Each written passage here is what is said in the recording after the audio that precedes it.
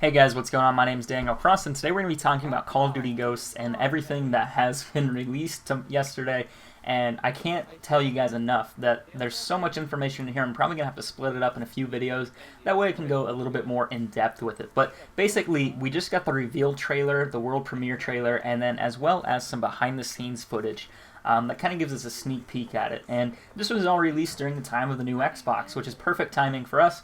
E3 is just around the corner, so I can't wait. The next 3 weeks are going to be intense with information, and it's just going to be packed full of new information, new gameplay. Hopefully we'll get a look at multiplayer.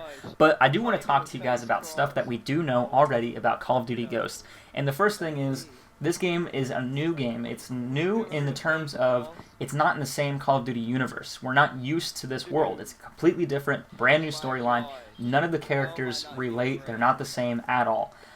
This is kind of important because we're going to be put in a world where we don't know what's going on, and the storyline is that you're an American force and America has been devastated by some world event, and this actually takes place 10 years after said event.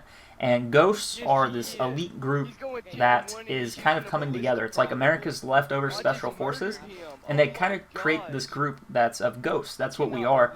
And it's going to be a little bit interesting to see how this is going to play out, because what was the world event that caused us to get taken out as the #1 military power, and what caused our government to fail and collapse? You know, this is a global event, so it's going to be really interesting to see where they're going to turn with this and what the recovery in the storyline in the actual campaign mode is going to be. Now, I know a lot of you guys are interested in the actual multiplayer.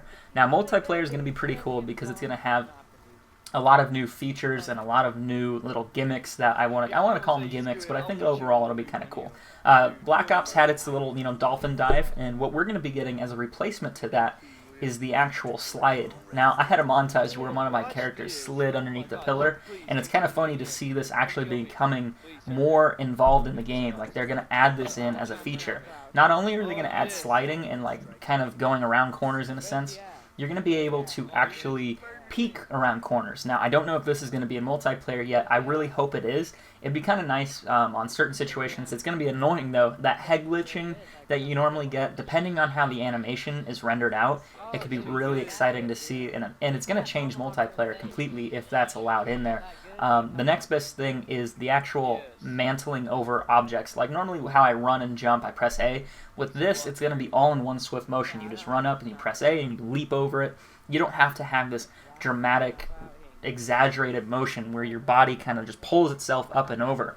That's one thing I'm excited to see, is they're going to incorporate that into online play, this new climbing ability. It's going to speed up the game. It's going to allow for a lot more unique interactions and situations.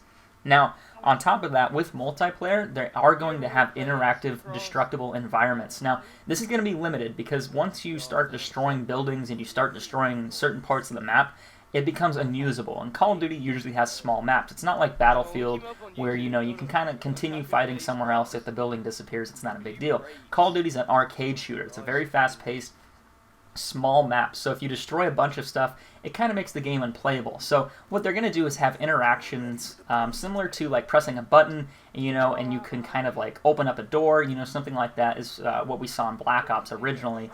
And what we're going to see is user-caused actions. Like, they had a render of the actual like logs that you could shoot, and you can roll them into the map, causing death. They're going to have earthquakes. They're going to have certain things like that, floods.